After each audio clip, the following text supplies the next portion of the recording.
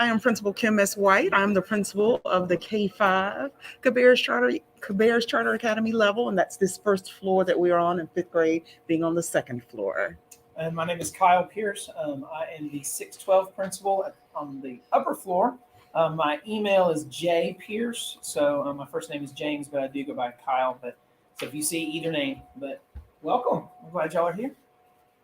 And joining us today, a very special guest, we have our NCCEF Board Chair, Mr. Martin Conway, who's joining us and available to take our questions today and talk through a little of his thinking about the board's goals for the school. So we are so glad to have you with us today. Who do we have in the room? If you are a K-5 family, please raise your hand or give us a holler. Awesome. And if you are a 612 family, please raise your hand, give us a holler. Wonderful. Mr. Conway, can you see who's all in the room? We've got about 6 or 7 families here. So a great turnout for today. Did you want to say a few words? Sure. Good morning, everybody. Good morning, Ms. White, Mr. Pierce. Thanks for the invitation, and thank you to the families who are joining. I am technologically challenged, so I cannot see the screen, but I'm looking forward to being here and gladly take any questions. So thanks again for the invitation, and you let me know what I can do to help this morning. Awesome. So we had Mr. Pierce and I scheduled the coffee chat because we wanted to give you an opportunity to ask questions that you may have that you might not always get the chance to ask in our larger forums when we have the open houses or when we have grade level or parent level meetings. And we also want to be pushing out the new information because the school year will be different for us, right? This is the first year that we are unified on one campus. And so if you have questions about that, if there's something you want to see in real time, this is our opportunity to do it. So thank you guys for coming out today. We'll also give you all some updates. We do have some open houses coming up next week because we are 6 business days away from opening school. So first day of school is August 9th. And we will be sending out more communications about that as well. But August 3rd is our K-5 open house here on campus, I believe beginning at 5 o'clock. Mm-hmm. August 5th, it will be the 612 open house here on campus. It'll be from 5 to 8. We will also be giving out our technology. We are going 1-to-1, 612. So we are asking that all families come that night. I'll send some more information. We'll probably break it up by alphabet, asking our A through K families to come around 5 o'clock, and then about 6:30, asking the rest of our families to come. We do know that might present some challenges, but we'll work with you the best we can. But we do want to issue all computer devices. That way we are ready to roll first thing Monday morning, August 9th, and have as many of our families have their technology in hand ready to go. So August 5th, please make sure August 3rd, K-5, August 5th, 612. Teacher assignments will be available for families the night of August 3rd. Yes, in yours as well. August 5th. August 5th. So both nights, both open houses, teacher assignments will be available for everyone except for our kindergarten achievers. We will be bringing them in a staggered fashion the first week of school, doing some diagnostic screenings for them and then grouping them. So by Friday, by August 13th, our kindergarten achievers will have their teacher assignment, but everyone else will get their teacher assignment next school week. Kyle and I still have some vacancies in the building that we are working furiously to get them filled, but we will still know next week where students will be placed. They'll receive because 612 do change classes, so they will get their schedules beginning that night as well. So it's a big night. We're looking forward to sharing as much information as possible. Yes, ma'am. Do you know how much the laptop will be, or do y'all do that? Right now they are free. You will have to sign a contract that just acknowledges that you'll be responsible for any damage. But they have been outfitted. They're really good devices. All tools are working. All programs will be preloaded that the students will need. So we'll have no excuses this year of, I can't turn my camera on. Guess what? The camera works. Right. So that will be an expectation moving forward. All students will have to turn their cameras on during all classes, or they will not be counted present for that class.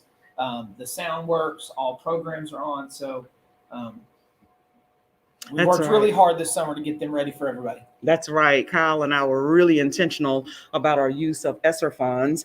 So that's the grant funding that came about because of the learning gaps created by COVID. And we were very intentional about the fact that we wanted to prioritize devices for our secondary learners. So 6 through 12, just like he said, we're 1-to-1. But we're also excited about the fact that K-5, we have enough devices to be 2-to-1. So for every 2 students, we have a device. They won't be taking their devices home, but they will have access to them in the classroom, because a lot of our technology supports, like the Schoology learning management system that we used last school year, is available again to us this year. So even though we're all in person and we're all face to face, we have some exciting opportunities to deliver instruction still. And I'm glad she mentioned Schoology. We are using that data management system to streamline things for you. So instead of families having to remember because in middle school and high school they have 7 different teachers. So remembering all 7 different websites is all housed in one spot for you. It's a combined calendar for the students to help them with organization as well. So you'll be able to access their grades in real time, their attendance in real time, their notes, the calendar. You will know as they know when their tests are, when their quizzes are. So we're really fortunate to be able to bring Schoology back for us this year. So, Schoology, yes, ma'am. It works almost just like Canvas, which some of the universities are using as well. Some high schools in the area use Canvas, same type of platform, just may look a little bit different. But I'm used to PowerSchool. Well, PowerSchool is the state system that is used for attendance and grades, but we use Schoology to manage all of the educational pieces, and then it talks to PowerSchool at the end of each quarter, so you can get grades and attendance through PowerSchool. But we use Schoology to manage our operations. Mm-hmm. And you still will have the parent portal.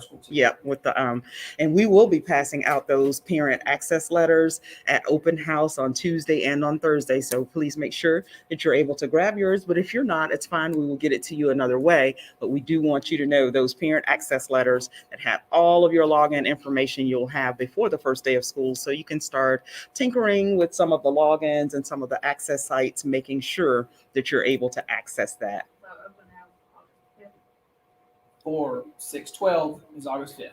Yes, ma'am. And we'll be sending an email newsletter out hopefully Friday with some more information.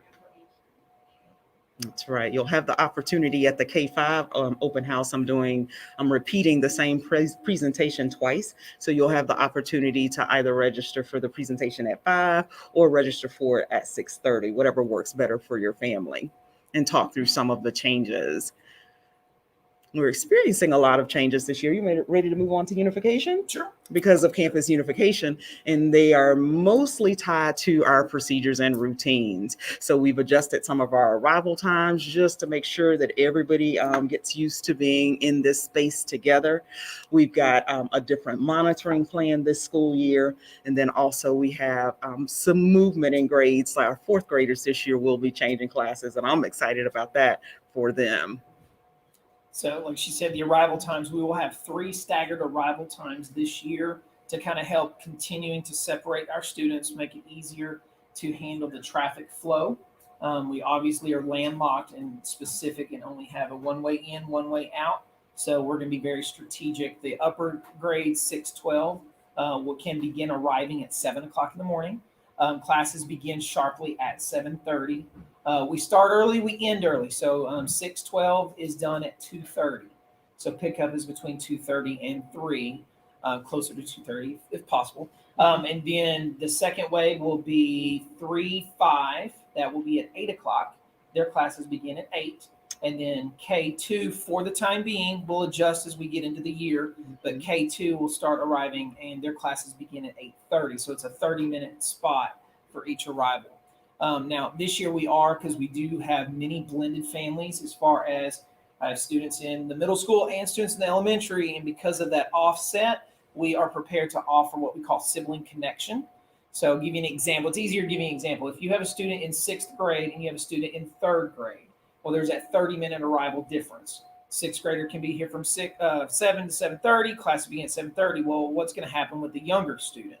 Well, we will provide an opportunity in a classroom with a teacher as a duty where that student can arrive early, get their breakfast, and go hang out, work on homework, read a book, and monitored as well until their class begins. And that's free of charge for our families. Same thing in the afternoon. If the upper school student gets done early at 2:30, but the third grader is not done till 3, there'll be a place that we provide for that student to go do homework, get some tutoring, have a snack, and hang out until 3 o'clock when they can then be released with their sibling. Same thing for the lowers as well. Now, if you need services before or after that, for instance, we have before and after care for a fee that you can begin dropping students off at 6:30 if you need to, and after school care goes through 6 o'clock. So we're trying to work with all of our families to help them with whatever scenario that happens and comes up for them. We're very excited that volunteerism is returning back to school buildings. Last school year, we were not able to welcome parents or families into the building because of the pandemic. That is coming back this year, and we're excited about the fact that we can talk to families. Remember, the CSUSA expectation is 20 volunteer hours per school year if you have one child enrolled with us, or 30 volunteer hours if you have more than one child enrolled with us. So that is returning this year. Lots of opportunities for you to volunteer, not all face-to-face because your schedule may not allow that, but we're so excited to bring volunteers back into the building, and we're bringing vendors back into the building. We're working on some of those after-school enrichment activities that we had to eliminate last year, bringing those partners back. So we're very excited about that change as well. Very excited about our board. That was one of the topics that our board president mentioned last night. He is really excited and really wants and is encouraging our families to get back involved with us, because again, that's one beautiful part of charter schools is parental involvement. We want our parents to be involved, and we want to see you in the building. We want to see you at our events. We want to see you encouraging the students alongside of us, because if we're adjointed, we are together on it. It just makes it more meaningful for the students. So we really do want you guys to be a part. Okay.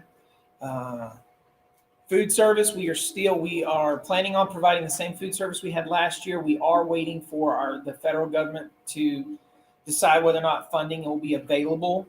We are going to utilize the same program. You can access that through our website. Breakfast and lunch will be available. How that's going to be available, again, we're still waiting. We should have answers by early next week. We're hoping. We'll see. But breakfast and lunch will be available on campus.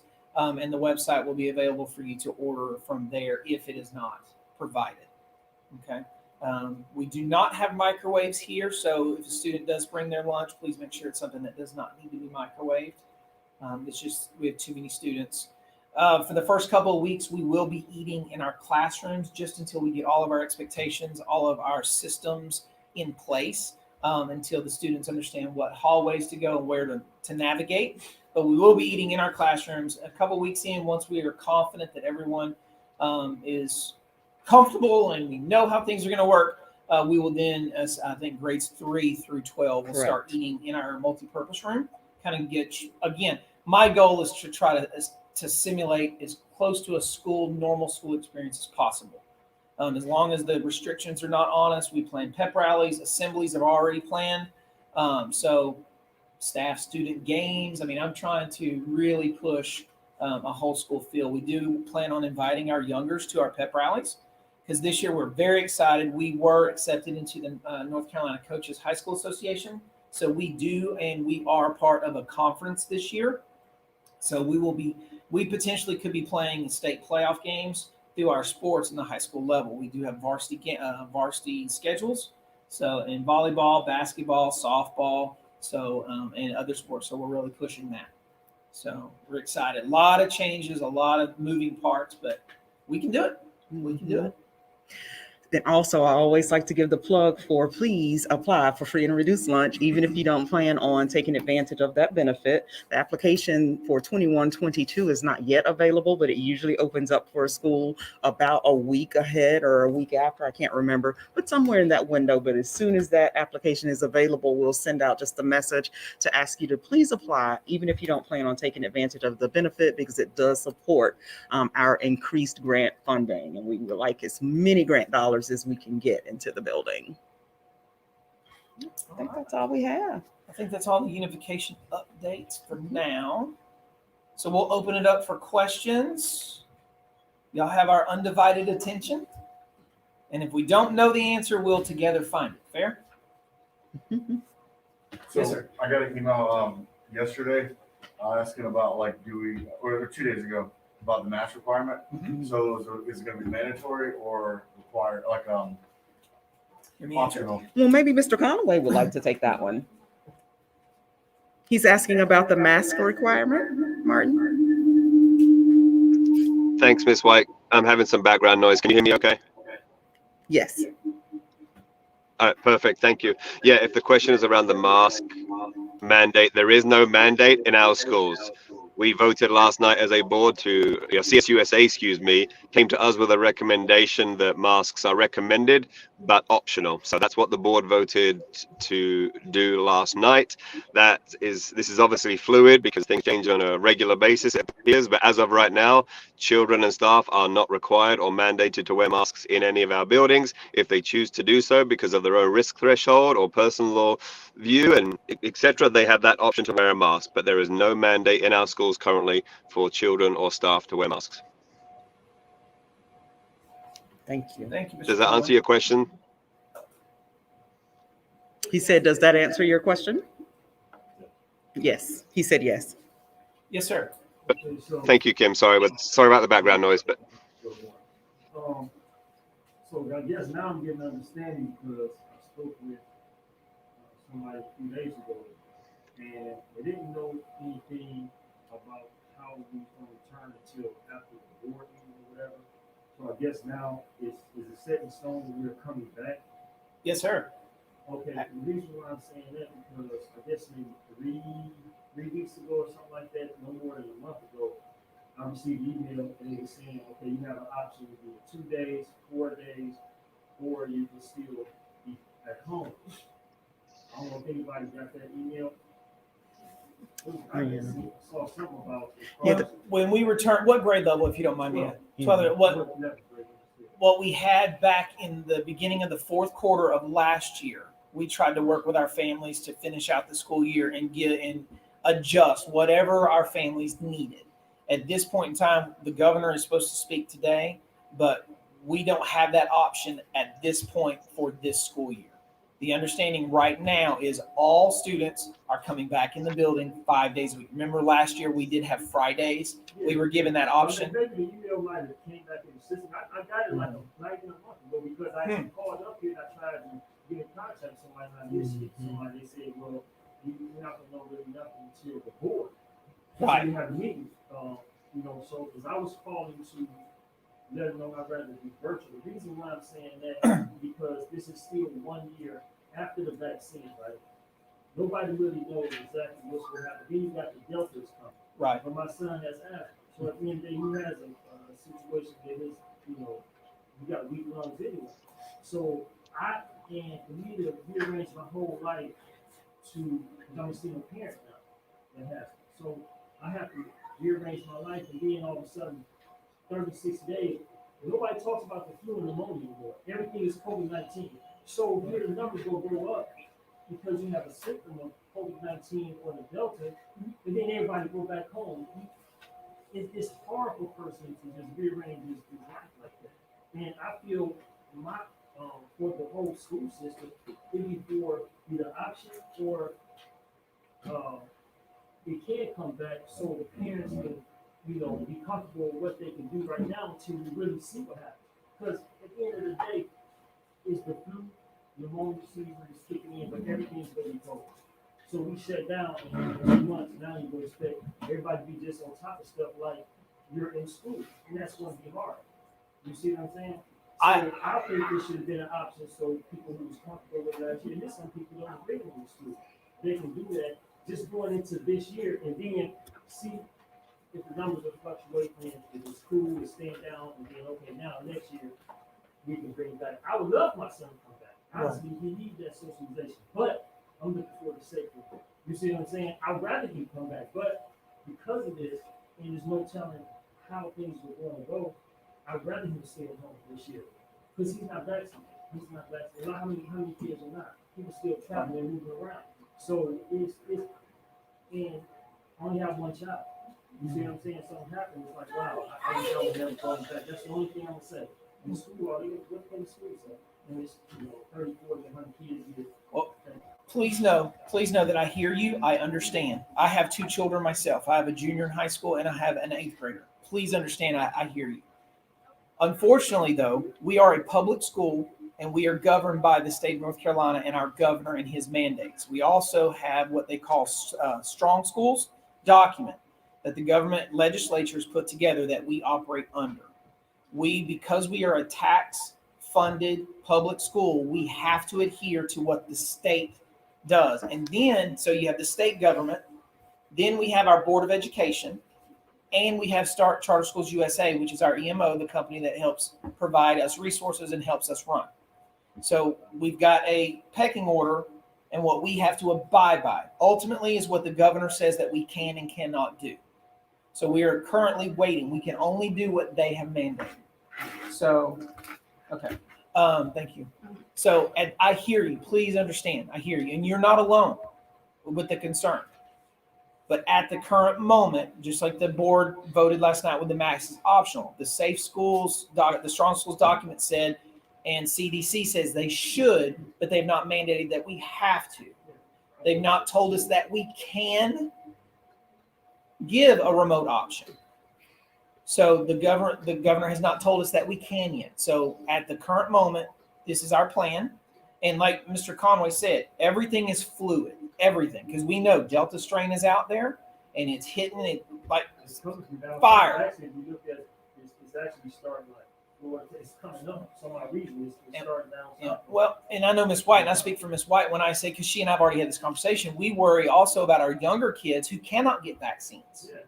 So, but again, at the same time, we are a public school and we have powers that are above us that dictate what we can and cannot do. So what we're trying to do is operate as safely as we can. Very gracious that our board is giving it optional. So the families who do want to wear masks, absolutely. The staff members who do want to wear masks, absolutely. The ones that don't, though, don't have to. So that's kind of where we are at this point. Right now. Right now. The governor, I think, is coming on today. Today correct? at 3 p.m. So he could change everything today. So that's why we're meeting, so to give you where we are. And based on what the governor says, it may completely change and masks may be completely mandated. We don't know what he's going to say. And we do have a recommendation from our state leadership that there will be medical exemptions for students who may not be able to come back in person. So even if we're not able to offer a plan A or a plan C, as we were able to offer last fall, we do expect that there will be an opportunity for medical exemptions for you to consider. But it won't be like a 50-50. It'll be all one or all of the other. Right. Yes, and that's the plan. That's the plan. It could change. Our plan today. is, again, we're going to try to help our families as much as we can. So, excuse me, so I'm trying to better understand. You say, like my son, he has a medical condition. Is this a whole lot? Well, we'll know more after we receive guidance today from the governor, and then we'll push all of those processes and procedures out to families who may be interested in that. We got several comments from our folks who are joining us from Facebook who are asking about remote as well. And so we were able to answer some of that if you all heard Mr. Pierce. Also, we have a question in the comments about arrival. I think we have that information posted on the school's website about the staggered arrivals that Mr. Pierce described just a few moments ago. But if you missed it, please navigate to www.caberischarter.org, and we've explained the process for arrival. Someone also put in the comments, they're wondering when can they bring kindergarten supplies? Yes, bring it all in. Tuesday, open house, you can bring it, or you'll be able to bring it the first day of school. We've decided how our kindergartens will stagger in that first week. So we're breaking them into smaller groups, bringing them into the building for smaller amounts of time. You can bring supplies then as well. Yes, ma'am. I'm a cafeteria worker and I was told for the ones that the parents does not want their children in the building, they have to sign up for Cabarrus County Academy. So that's not us. That's not us. Cabarrus County has what they call a virtual school that you can sign up, but we do not have that option. Mr. Pierce, there's a question about what enrichment programs will be offered for middle school. Enrichment programs, right now we are currently offering, we have art, we have band, and those are currently the only ones right now that we have fit in our schedule. Mhm. Art for all students and band for 7th and 8th grade students. We do, in 6th grade, we offer a success block for enrichment and remediation, but currently that's what we're focusing on. Yes, Yes, ma'am. ma'am. Oh, Oh. we got 2. Yes, ma'am, and then we'll come back to Ms. Roseborough. I was just gonna ask, what are y'all's like procedures for if somebody were to get sick? Oh, we employ a full-time nurse who's on campus and on staff. If someone is to become sick, we do have an isolation room that we pull them to immediately. We isolate them completely. We contact parents and immediately have them go home. And sanitize the area where the class was. We also relocate the class. Last year, that relocation area was the NPR because we didn't use it for lunch. We have to determine where that's going to be this year. Ms. Roseborough, yes, ma'am. I bet it's Dr. Roseborough. I'm sorry, Dr. Roseborough. I apologize probably. I just wanted to ask, if you've already asked this, what's the sustainability of the high school for the upcoming years? I have 2 high schoolers. Yes, ma'am. They are coming here, and I just want to know going forward, the sustainability of that. And have you had a bit of discussion? Is it still, the high school still going to be here? Just a little concerned because the numbers have gone down so much. Right. Our the last coffee chat we had, Ms. Nampon, our state director, came in and assured our families that CSUSA and our board's determination is to keep us up and running. We are moving forward this year. Like I just said, we are part of now an athletic conference, so we are moving forward. If we outgrow this building, CSUSA has already said that we will find another place to go. If we don't go back to our old building, they'll have to provide us a place. But our state director and our board has said that we are here to stay and that we're going to continue to grow. Our enrollment has already grown this year. We have more students right now than we had last year that are verified that are supposed to be coming. So we're excited. I mean, I'm only 32 students from reaching my goal this year for enrollment. So, I mean, we're going to continue moving forward as always and continue to grow. And again, as we do grow, we are able to offer, I know the enrichment seems a little bleak, but as we grow, more teachers, more opportunity for our students. And especially at the upper levels in high school right now, to counterbalance or to help add more variety, we are utilizing every tool that we have available. In North Carolina Virtual Public School, we utilize them for electives that we can't offer here. We also have a working relationship with 2 community colleges, RCC and CPCC, to offer our juniors. I know you have sent an email to me. Our juniors and seniors have opportunities to take dual enrollment classes with with those 2 community colleges. So we have a working relationship there. So, and we continue to look for AP options. But again, you got to have enough students to sign up to make a class, just like y'all when we went to college. If the class didn't make, we didn't offer it. So we got to have enough students. We also have to have the right teachers in place. So we got to continue to build our enrollment, continue to build our staff, and we can then, I'm so sorry, we can offer more. Did I get you both? Mr. Pierce, can you answer a question about drivers? About which one? What is the process for student drivers? Student drivers. Okay, so right now I've got a document that we need to send out as soon as I can. But in the meantime, we do have some limited spaces. It's going to be targeted for seniors first, senior option first. But I will need a copy of their driver's license, a copy of the registration, copy of their insurance. And to be a student driver, you have to maintain a passing, just like a pass or play for athletics. That student driver must maintain a passing average in all classes, and I need documentation, and we'll go seniors first. I saw another hand. Yes, ma'am, and then we'll come back to you, sir. How big is the 4th grade class? Is it more than 1 teacher for 4th grade? So yes, we have 3 sections, 3 teachers for 4th grade. Currently, our enrollment means that we're going to have about 23 students in each of those classes. And they will change classes for humanities or the social studies ELA block. They'll go to a different teacher for math, and then they'll go to a different teacher for science. Okay, and there is a gifted program here? Yes, the person is in the room. We have the team member in the room who's helping us stand that up, but I'm not going to put her on. I'm not going to identify her. If she'll speak if she wants to. But yes, this year we are standing up our academically and intellectually gifted program by grouping our students in a cohort based on their performance data and then offering different curricula for them during our success time. Last year we had one success block that was about 30 minutes. This year we have one for reading and one for math, and we will enrich those students who are in that cohort that we will eventually designate as AIG. Okay, and where does the data come from in order to be? It's a profile, but it's performance data. Do you want to speak specifically, Ms. McGuire? I said I wasn't going to identify you. Yes.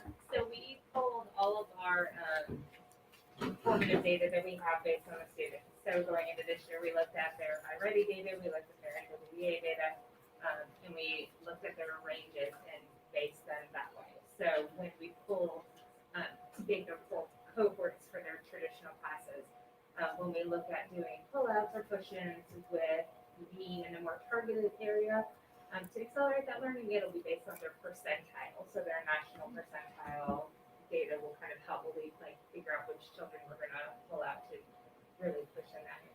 Okay, this we're from Louisiana, so would you need us to test in for this, or would you need to see the test standardized test? I think when we get the records in Power School, we'll have some indication. It'll come through, and then we do our testing for NWA and iReady 3 times a year. So their beginning of the year data will be looked at that as well, and I can pull kids from different cohorts to make a group for me in that area.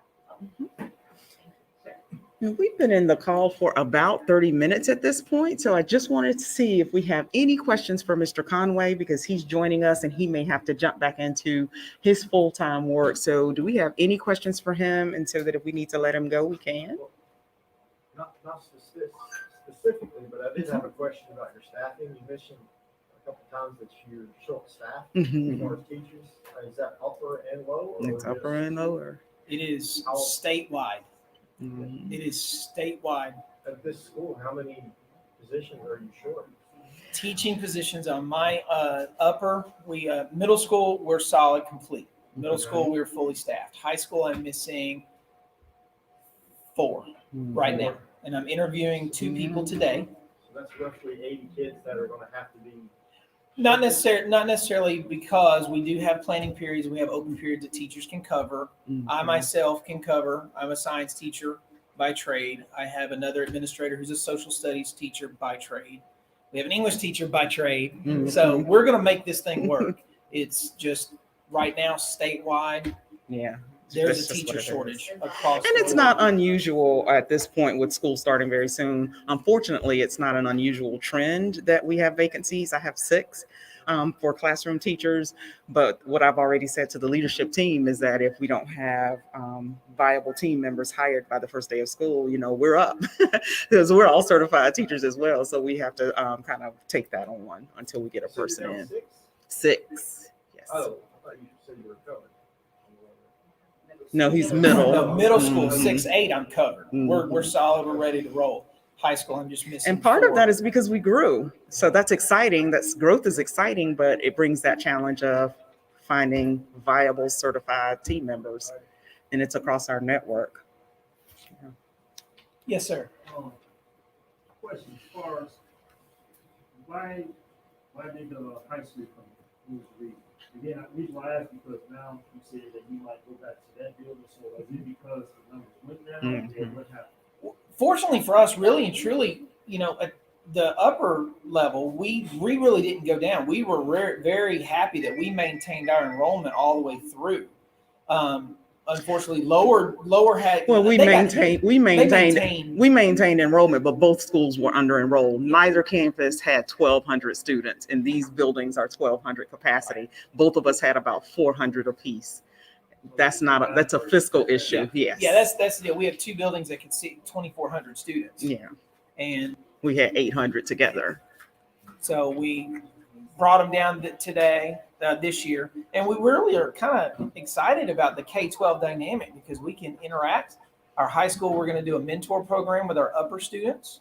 So we're really looking forward to this. I think it's going to be good for us. But again, as we continue to grow and our enrollment continue to grow, So you still have the building? we still have the building for now. Yes, sir. And we're utilizing, I mean, we're still going to utilize part of it. Our varsity gym over there is our varsity competition gym. So our basketball team, volleyball teams will be playing out of that gym. We have our soccer field still that our soccer teams will be utilizing. So we still have it. It's there for us. It just doesn't make any sense to occupy both buildings when we don't have enough students to do that right now. Correct. And also, it's kind of better for some of our families who don't have to stop at both campuses in the morning. Yes, ma'am. I've got a question about sports. Uh-huh. For middle school, I have a few questions. For high school, for basketball, do you all have a junior varsity team active for? Last year we did not because of our numbers. Again, we are a small school, so we only had enough numbers to have a varsity team for both. I do know that they kept on other students that did not actually make the playing team to practice and those kind of things. If we have it's kind of twofold. We are only a 1A school in North Carolina, which is pretty small. And a lot of other 1A schools do not have JV teams to compete. So they don't field. So in order we could build one if we have the numbers, but then trying to find other schools to play sometimes presents an issue for a 1A school. So if the numbers are there and if we can, that would be wonderful because that builds our program. So we didn't last year. I haven't seen all of our numbers this year yet. Our athletic director, he's upstairs actually working on scheduling. So I don't know what our numbers are currently. And then for volleyball, middle school, does that include sixth grade? Yes, Or ma'am. Softball? All middle school sports include sixth graders too here. Mhm. Okay. Which is a charter school feature because that's not the case in the traditional setting. Right. Yeah. In the traditional public schools in the area, they do not allow sixth graders, but we do. And so that's a positive. As far as softball, again, if we have enough students to field the teams, we do. We do.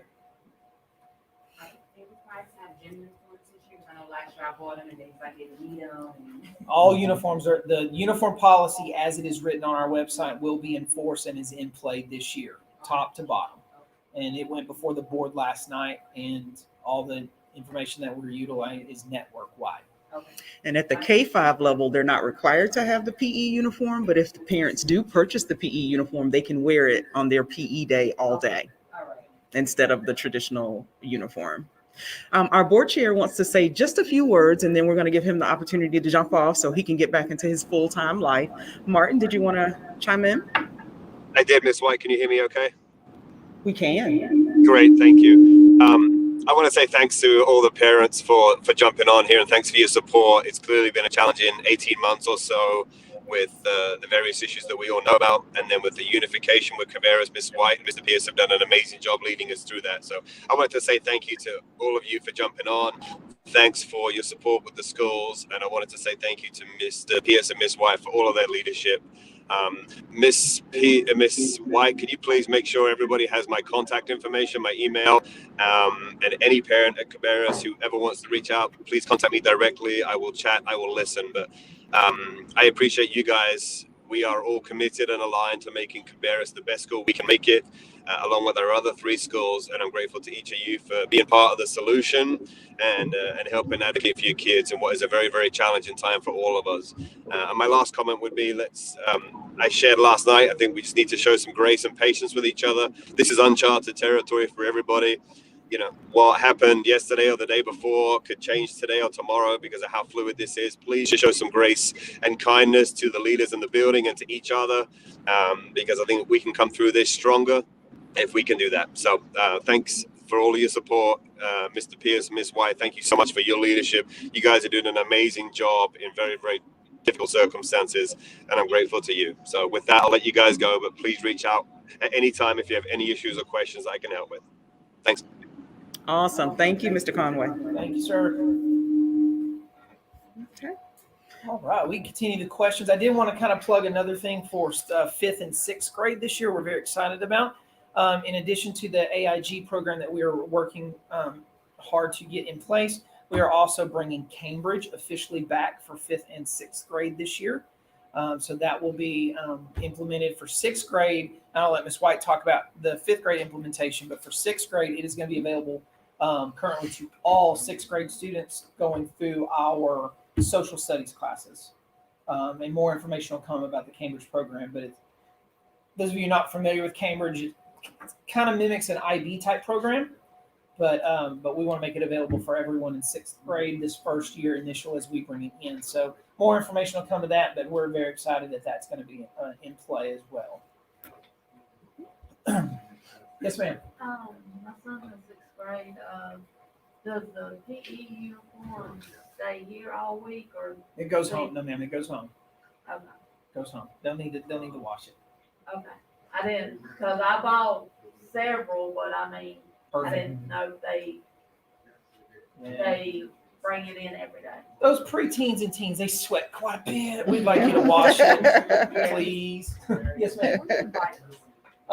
This year we actually added another vendor, but a local one is all uniform wear. The address is on our website. There's also websites that you can go and order from them. But they already have things printed and made in store.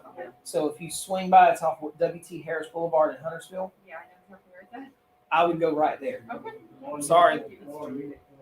All uniform wear. Yes, sir. And Land's End. And Land's End. We We're just very added excited about this Land's year. End.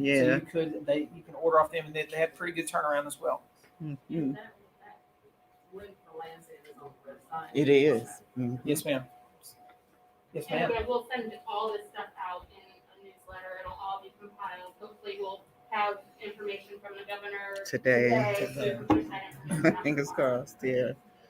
I have a question about clubs, what clubs are available, and also you will offer a language, I don't know, starting out. In the high school level right now, we offer Spanish on site, Spanish 1, 2, and 3 on site for high school students. We do have, I mentioned earlier, North Carolina Virtual Public School, because we do have some students that I want to learn Mandarin, right? So we offer that option as well, to go through North Carolina Virtual Public School to get that type of language. Currently, we do not offer it at middle school just because of numbers. We don't have the staffing to do that right now. And I'm sorry, I just went off track. So language, high school only for this year. Next year, again, as we continue to grow, I plan on trying to offer French or Spanish next year. That's kind of our plan. And Is clubs. it, And the club, oh, sorry. I'm sorry, for language, I didn't see it as an elective, is it just something that they're taking? It's an elective for high school students. So Yeah, it should, We went through, I didn't see any Okay. languages. talk to me after. Okay. I don't know why it wasn't on our course catalog, but yeah, it's an option. Freshman through senior year, it's option. Okay. Club wise, last year we had 18 different clubs. Even through the pandemic, we were still, Upper school clubs are different than lower Yes, school clubs. yes. Mhm. For middle school, high school, total, we had 18 different clubs. We do certain clubs, we do separate completely, high school only, middle school only. Some are combined, just depends on what the nature of the club is. Last year we had an environmental science club, we had a political club, we had a chess club, an anime club. I'm looking to add a drama club this year because I'm really into theater arts. We've already started building all of our costumes and things, so I'm trying to find a teacher. But again, our clubs are student driven. So if a student really wants to add a new club, I think we had a Harry Potter club last year, then a book study club. If they have a teacher sponsor, we'll roll. So we definitely, it's one of those things we're really going to push this year and try. We're going to have a club fair where we have all of our clubs. Once they're established, they're going to have it in a gym like a college fair, and then go around and find out information about them. So clubs are huge for And us. then our clubs for the lower school are a little different. They're after school. And most of those are from outside vendors. Some teachers may volunteer to teach or hold some clubs.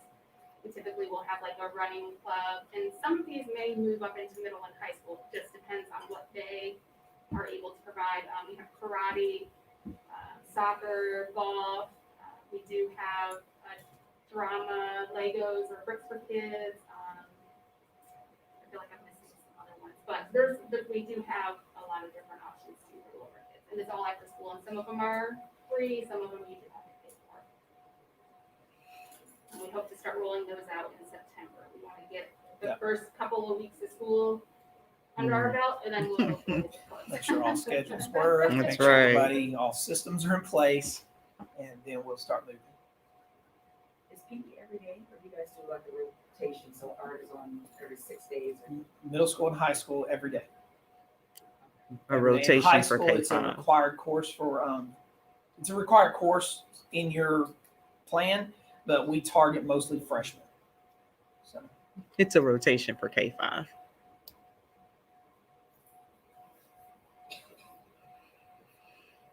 Any other questions? You all came ready, huh? Someone was thinking about the information, ready to ask questions this morning. We are so glad that you're so engaged in our program. We're excited about the opportunity that we are presented with in building a K-12 learning community this year. So we invite you to be a part of that discussion. We are going to stand up the Parent-Teacher Collaborative this year, the PTC, which is just like the PTO in the traditional setting. So please sign up. You'll have the opportunity to sign up Tuesday and Thursday night, and we'll get some committees going. And then we will get this partnership solidified, because that improves learning outcomes for our achievers. Yes.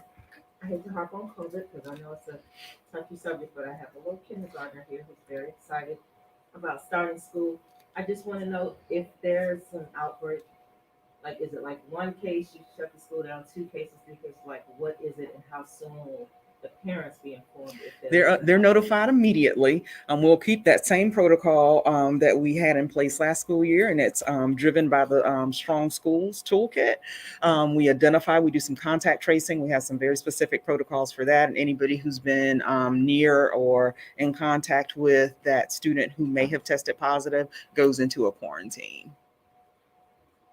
And to piggyback on, I'm sorry. Yeah, this year it'll look a little different depending on what masking is, depending on what the masking mandate is. Last year, in this building, we were able to be very specific and intentional about quarantining. If masks are an issue this year, quarantines will be broader. They'll be bigger. One thing I want to remind everyone, though, we are a Cabarrus County. Even though we are a charter school in Cabarrus County, we are still a public school subjected to Cabarrus County rules. So we're not Mecklenburg. So if Mecklenburg County makes a ruling, it doesn't impact us unless Cabarrus County makes a ruling. So with the COVID, we have to contact the county office of Cabarrus County, and they dictate what we have to do as far as if we shut down or that kind of thing. So again, we're at the mercy of other people. And we have a school nurse who is a floor sergeant about the COVID and the quarantining and following protocols. So I feel very fortunate to be in her care. Thank you. Piggybacking off of the Cabarrus County thing, we don't follow them for school closings and stuff like that. We have our own. We close. If they close, it doesn't mean we close. So make sure you double check that. And oftentimes we don't. Yes. Because they're commuters. So. Yeah. I would like to say thank you to both these wives and peers for your continuous communication. It's been very amazing. That's been one of my things. With very harder than the baby has been there. But I can say last year and this year, there's been an abundance of communication. And I'm very appreciative of that, because parents have to plan.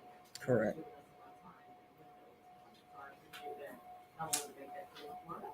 Thank you, Dr. Roseboro. Thank you.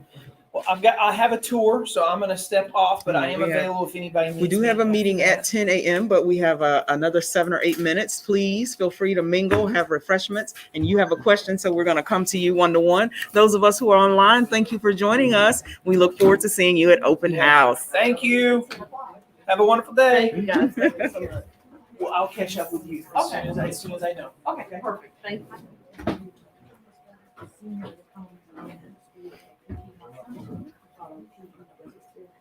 If you took health and PE already in high school, he's good. You only have to do it once in high school. So on the 3rd, we'll find out like. Yes, before the 3rd, actually. Are we still in the show? Are we in the show? Oh, okay. Thank you, ma'am. We have